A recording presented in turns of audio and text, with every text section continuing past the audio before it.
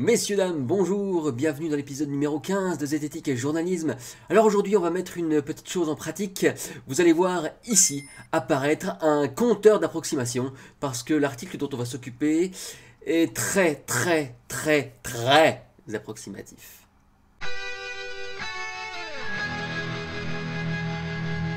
Intéressons-nous aujourd'hui à un article paru hier dans Le Point qui titre « Et s'il était temps de ne plus empoisonner nos enfants ?» Un point pour la peur. Le bandeau est magique. Attention. Le sucre, la viande, le lait, le gluten sont pointés par un lanceur d'alerte qui dénonce l'environnement toxique dans lequel les jeunes grandissent. Oui, parce qu'alors, donc, il y a un point pour le lanceur d'alerte, petit point, un petit biais d'autorité. Il y a un point pour l'environnement toxique, un petit appel à la peur. Et il y a un point pour dans lequel les jeunes grandissent, puisque appel à l'émotion, évidemment, si c'est des jeunes, alors il faut faire vachement attention. Pourquoi est-ce que ça a des zoomés merdiques, là ? Bon, ça attaque d'entrée avec un petit appel à l'émotion, bien entendu. En Europe, 100 000 enfants meurent chaque année de maladies causées par l'environnement. Bon, alors, comme c'est des petits enfants, forcément, on pleure, quoi. Parce que c'est beaucoup plus grave. 100 000 décès dus à l'environnement. Alors, c'est quoi l'environnement? Est-ce que c'est la pollution de l'air? Est-ce que ce sont les pesticides? Est-ce que ce sont les rivières polluées? Est-ce que ce sont les particules? Est-ce que ce sont... on ne sait pas ce que c'est. Alors, évidemment, des chiffres comme ça, 100 000, ça fait tout de suite flipper. Mais si c'est relié à rien de tangible... on peut sortir les chiffres qu'on veut. En Europe, en 2015, plus de 5 millions de personnes sont mortes dues à des causes de décès. Je pense qu'il faudrait arrêter tout de suite de décéder, ça ferait beaucoup moins de morts. Alors l'article nous dit que le chiffre fait peur et que c'est bien le but de Erwan Manteour, un ancien cycliste qui depuis une quinzaine d'années se bat contre les idées reçues en rapport à la nutrition et à la santé. Et que, venant de sortir un bouquin, eh bien il en fait sa promotion. Alors malheureusement pour que la vidéo reste en format court, je peux pas vous faire un listing de toutes les conneries qu'il y a dans l'article parce qu'il y en a réellement partout, c'est l'éruption.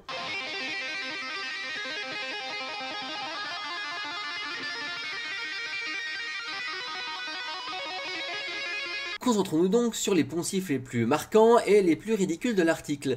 Cet homme nous dit que les enfants aujourd'hui sont en contact avec des produits qui sont peu chers, sucrés, colorés.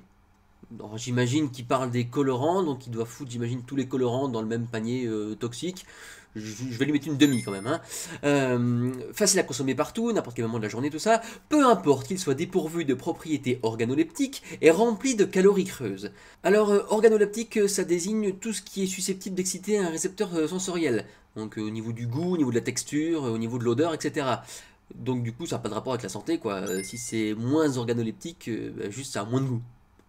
Si vous voulez vous la péter dans un restaurant, vous pouvez dire ce plat est très organoleptique, c'est-à-dire un plat qui comporte de la saveur.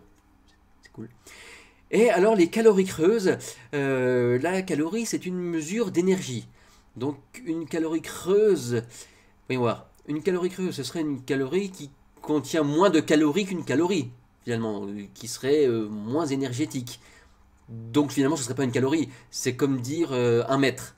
Bon, un mètre qui comporte moins d'un mètre. Bon c'est pas un mètre, c'est un demi-mètre, c'est un... voilà. Donc là, ça a juste pas de sens. Mais comme il dénonce le problème du surpoids dans le même paragraphe, forcément on dit de la merde au début et puis après on dit quelque chose de valide, donc ça crédibilise l'ensemble du paragraphe alors que c'est garni de caca. Bon ça c'est pas très bien ça. On a l'impression d'une part que le premier combat est aussi rationnel que le combat contre l'obésité, et d'autre part on a l'impression que ce sont les mêmes facteurs qui le déclenchent alors que pas du tout.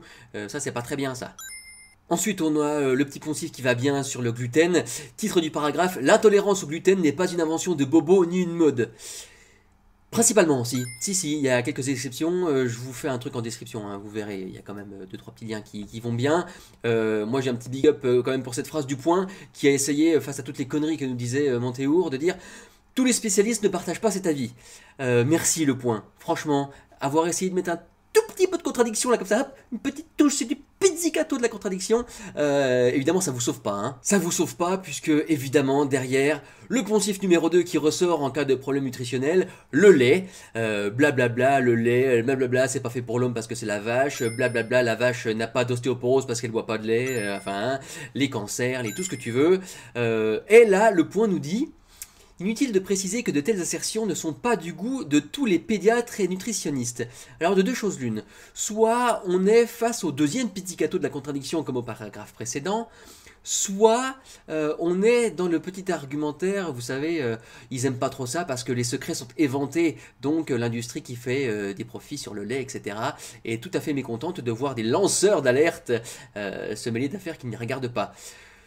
Allez, on va dire que vous avez quand même essayé d'apporter une deuxième touche de contradiction, même si je n'y crois pas trop. Et pour finir, il est dit que les enfants sont malades de la viande, parce que consommer de la viande, c'est pas bien, et il fait évidemment une petite pente glissante entre la consommation de viande et la surconsommation de viande, qu'il met dans le même panier, hein, donc surconsommer c'est comme consommer, donc c'est pas bien, donc soyez végétarien. Alors bon, bah vous êtes végétarien si vous voulez, hein, vous faites absolument ce que vous voulez, toujours est-il que on peut consommer de la viande en quantité tout à fait raisonnable, et ne pas être atteint de mots, les pires mots de la terre, bon bref, et à la fin de l'article, ce qui est très drôle d'ailleurs, on dit merci au conseil du psychiatre Bernard Geberovitz.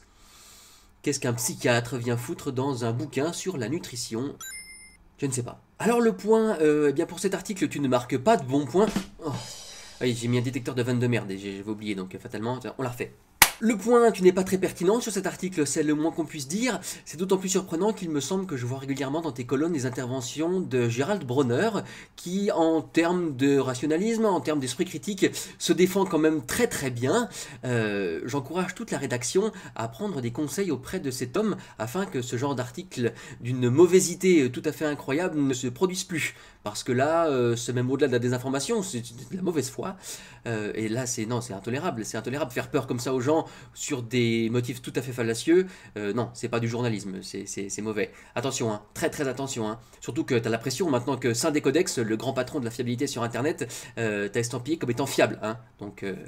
t'es comme ça, hein. Voilà, quant à toi, cher public, évidemment, j'espère que t'étais pas tombé dans un piège aussi gros. Merci à Romain de m'avoir fait remonter l'article. Quant à moi, je vous souhaite bien entendu garder l'esprit critique. Et puis, je vous dis à la prochaine. Salut!